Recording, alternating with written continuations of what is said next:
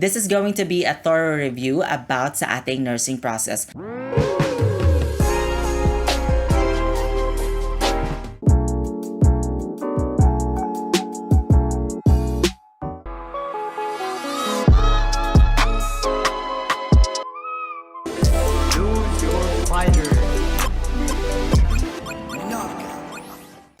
Welcome back to my channel. If you're new here, my name is Neil Gavin. I'm a registered nurse and I do have a degree in medical surgical nursing. I create educational contents to other nursing students to help with their studies. If that is something that you are interested in, consider subscribing. If you're already a subscriber though, thank you so much for your love and support. I see you. I upload my videos every single day. Don't miss that out. Subscribe to my channel, hit that notification bell so that you will be the very first to watch my newest uploads. Also, don't forget to give this video a big thumbs up and share with your friends because that will really help me know that you like to see more contents like this. Without further ado, let's jump into the video.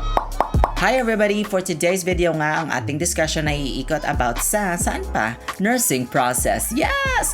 I will give you some tips and provide you some information, a thorough discussion about how are you gonna remember nursing process by heart. By heart talaga, yes! Alam ko na marami sa atin na talagang nalilito at kung ikaw ay matagal ng nurse at gusto mo i-refresh ang iyong memory about sa nursing process, ito ang video para sa'yo, okay? Now, in order for me to do that, I'll need to switch back to my PC and I'll see you guys in a bit. Okay, welcome back everybody to our formal discussion of nursing process. Mga nurses, Yay! alam nyo na to. Pag sinabi nga nating nursing process, ano ba to? Nako, gasgas na gasgas at alam kong ito ang ating pundasyon. Kaya naman ilabas mo na yung ballpen mo at yung papel mo, magsisimula na tayo.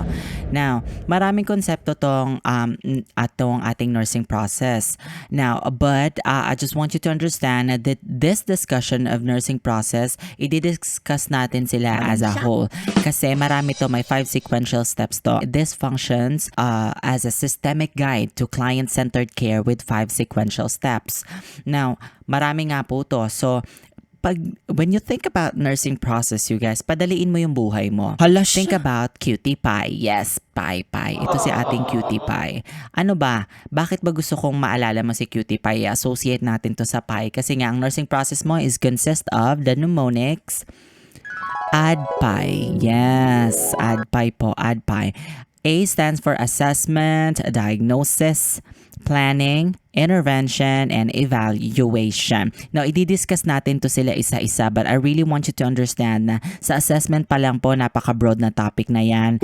Nandiyan din ang diagnosis, planning, intervention, evaluation. If you want me to create a thorough review of each of them, let me know sa comments sa baba. Gawin natin yan ha. But for this time, we're gonna be discussing them as a whole as a nursing process. Next, let's start with assessment.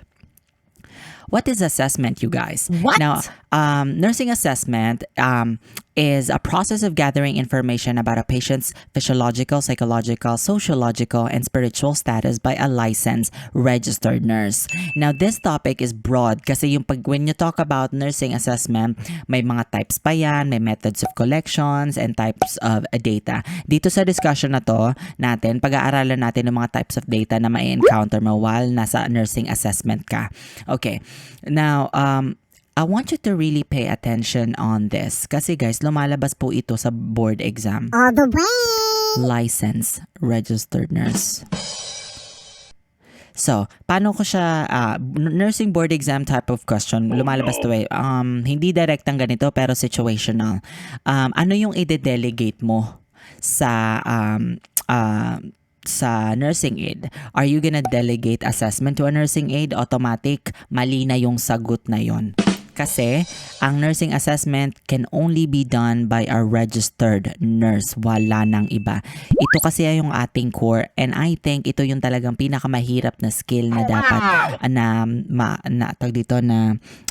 pwede mong ma-develop. Although mahirap siya, hindi siya imposibleng ma-hone at ma-develop. It takes consistency, it takes practice, and it takes experience para naman mahasa mo ang yung nursing process, yung assessment skills.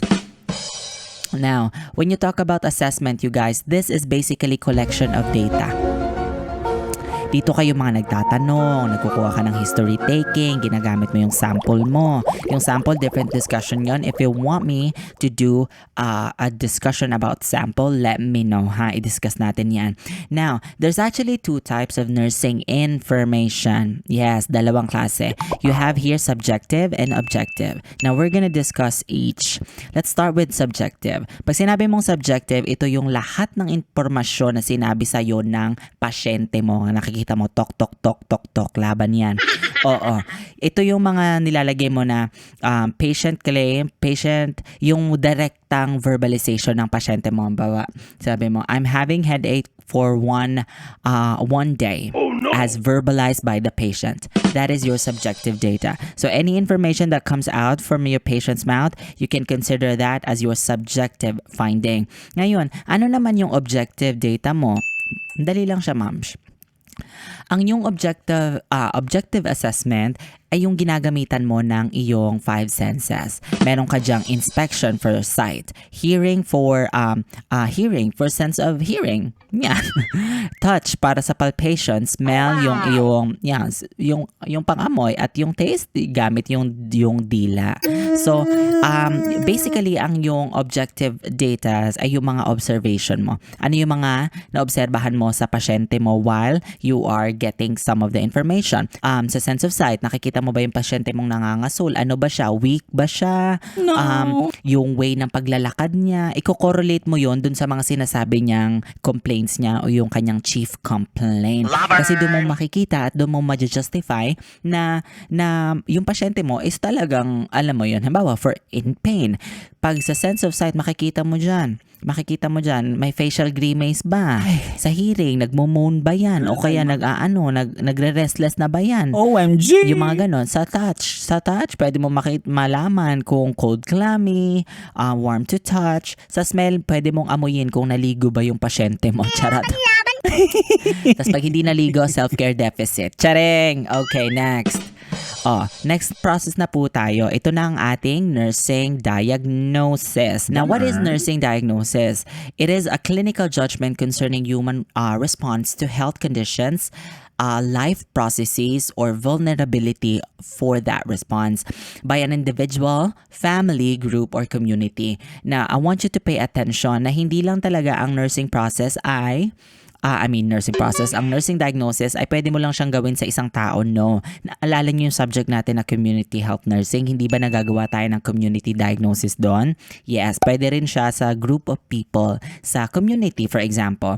Now, nursing diagnosis provides the basis for the selection of nursing interventions to achieve outcomes for which the nurse has accountability.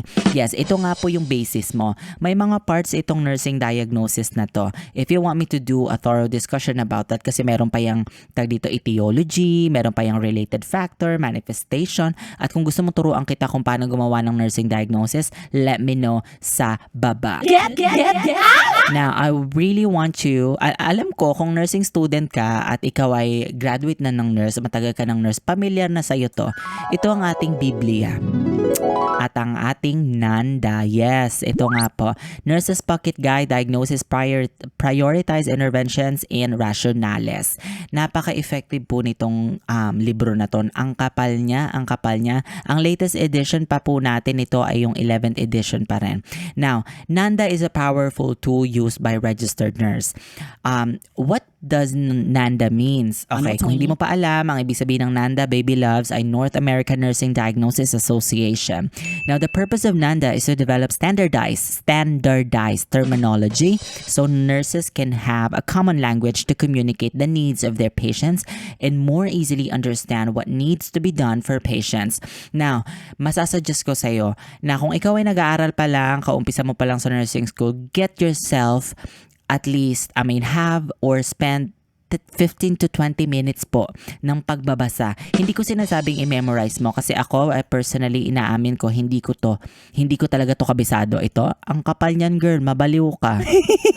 Ang kailangan mong matutunan ay yung ano niya, structure niya, kung saan mo hahanapin to, kasi dito sa loob nitong Nanda na to, nandyan po yung mga nursing diagnosis. Mga nursing diagnosis, may mga rationale, may interventions, independent, dependent, and collaborative interventions na pwede mong gamitin as a nurse. Napaka-powerful nito.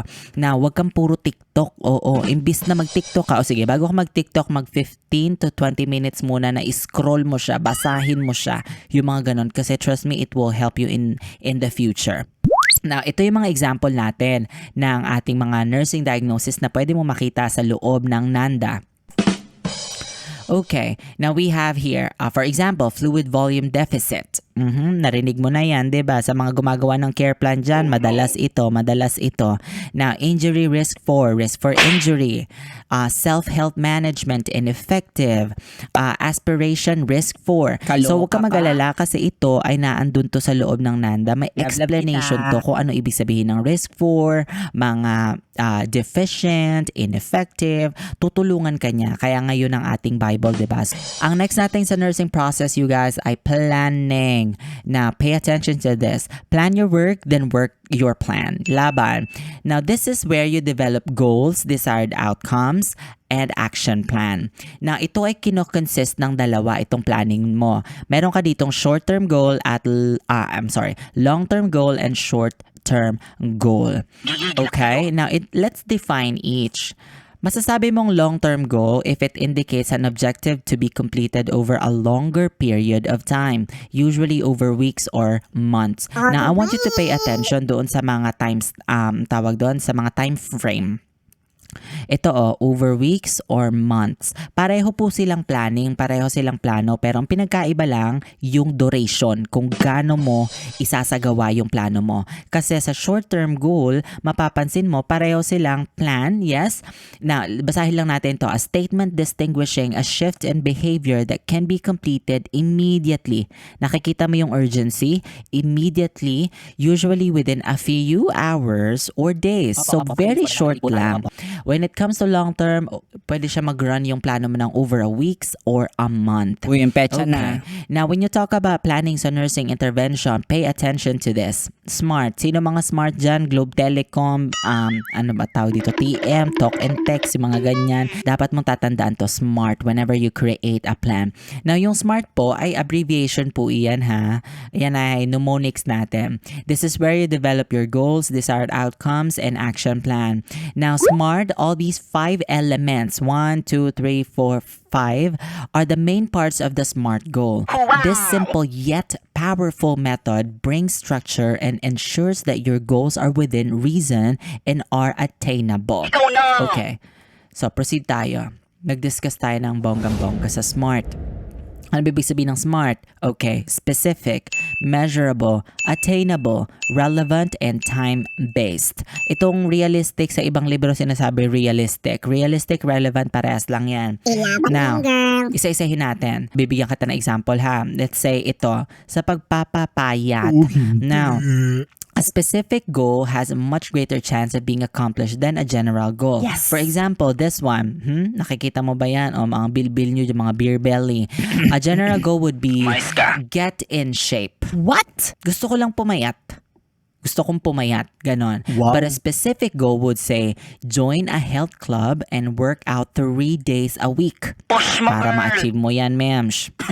Now, setting a specific goal with 6 W questions. Who is involved, what do I want to accomplish, where, identify a location, when, establish a time frame, which, identify requirements and constraints, why, specific reasons, purpose, or benefits of accomplishing that goal. So, yun yung mga elements mo of creating a specific goal. Next na tayo. M for measurable. Establish concrete criteria for measuring your progress toward each goal set. When you measure your progress, you stay on track, reach your target dates, and achievement support successful reaching your goal. Now, paano mo ba masasabing measurable ang yung goal? Dapat ina-answer niya yung tatlong H, yung how much, how many, how will I know, when it is accomplished. Now, measurable, yung quantifiable. Okay. Next, we have A for attainable. Attainable, when you identify goals, you need to, now remember, when you identify your goals, you need to determine if they are achievable. Ito nga, achievable or attainable. Yung dito, yung pwedeng mangyari sa katotohanan. When you set goals, ensure that they can be measured for progress or they are not attainable.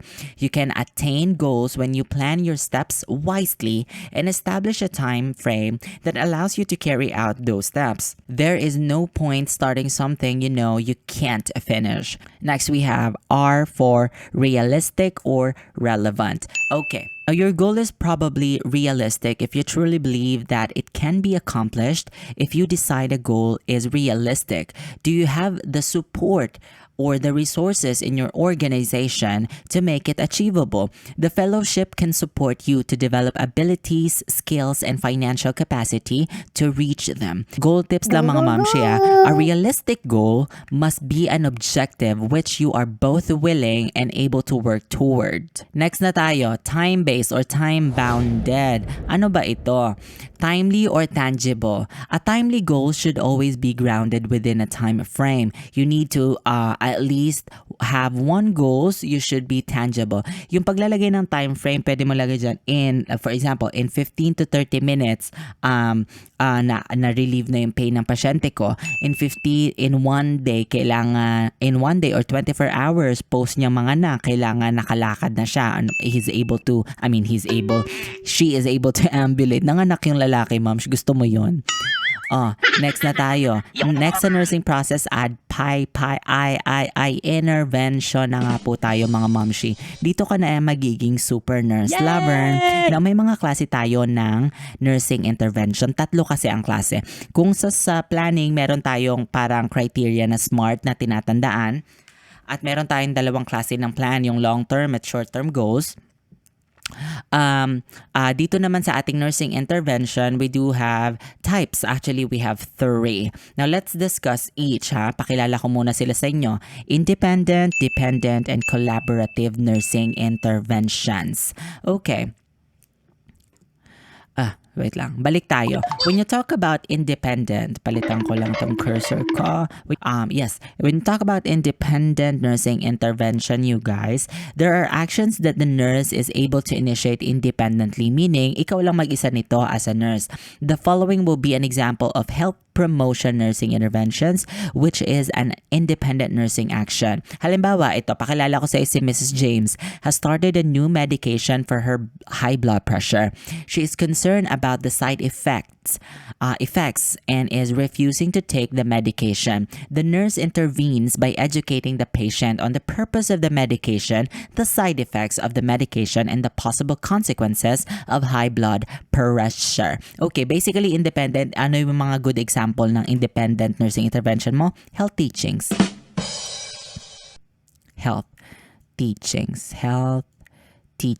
Push, letter T na lang ang teachings, laban. Independent, wala kang katulong nito, you are doing it alone. Next, we have dependent. Ang hirap pala magsulat sa mouse, no? Dependent nursing intervention. Now, let's discuss this. Pag sinabi mong dependent, kung sa independent, sorry. Babahinga ko. Okay, when you talk about yung independent mo, ikaw lang mag-isa, independent ka nga, diba? You don't need a man. Charing. Sa dependent naman, kailangan mo ng katulong. Kailangan mo ng kaagapan. Yes, parang jowa lang yan na iniwan ka. Charing. Now, these interventions will require an order from another healthcare provider such as physicians. Mabalik tayo kay Mrs. James. For example, si Mrs. James, yung blood pressure niya is consistently 180 over 100.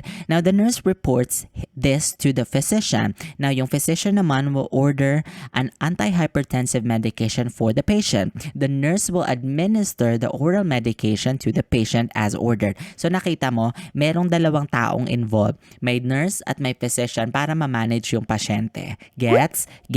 Now, when we talk about collaborative or sa ibang libro, tinatawag nila tong interdependent. Now, these are going to require the participation of multiple. Ibig sabihin, more than two. Yes, more than 2 healthcare professionals. Pwedeng dito ay meron ka ng katulong na mga lab technicians, mga PT, ganyan, bukod sa doktor mo. Now, let's discuss and define this term. Collaborative work, there are going to require ang participation yun nga ng multiple members of the healthcare team. O, balikan natin si Mrs. James. Mrs. James reveals to the nurse that she consumes a diet very high in sodium. The nurse includes diet counseling in the patient care plan. That's your independent, yung diet counseling mo, that's your independent nursing intervention. To help the patient even more, the nurse enlists the help of the dietitian that is available in their facility to spend time with Mrs. James. Now, apart pa dun sa dietitian, you're also asking for the help of the physician to manage her hypertension. So mapapansin ng more than 2 na collaborative nga, ibig sabihin more than 2, marami. We are now finally on the last step of nursing process at ito nga ang tinatawag nating nursing evaluation. Now, this is defined as the judgment of the effectiveness, kung gaano ka epektibo at kung gaano mo na met yung goal mo. Dito mo na i-answer yung mga tanong na goal met, Yes! goal did not meet. No! Yung mga ganyan. In this phase, nurse compare the client behavioral responses with predetermined client goals and outcome criteria. If you want me to do a thorough lecture about this, let me know sa comment section sa baba. Pero the way na magkikreate ka ng nursing evaluation mo, ang sasagutin mo dito really ay yung nilagay mo sa planning mo. Todo na to. Yes. So, sasagutin mo kung nasagot mo ba yung mga plinano mo. Halimbawa, sinabi mo na itong pasyente na to, one day bago siya manganak, kailangan nakakapaglakad na siya. Ilalagay mo sa planning mo kapag na-met or na did not meet. Yes, lagay mo. After 1 hour of nursing intervention, the patient was able to ambulate on her own. Mga ganon. So, goal met. Laban. Now, sana nakatulong sa inyo tong ating discussion about nursing process ha. Now, gumawa ako ng short quiz para sa inyo para lang magkaroon ng recall. So, simulan na natin to. I will give you 5 minutes per 1 minute per question tapos laban na natin to.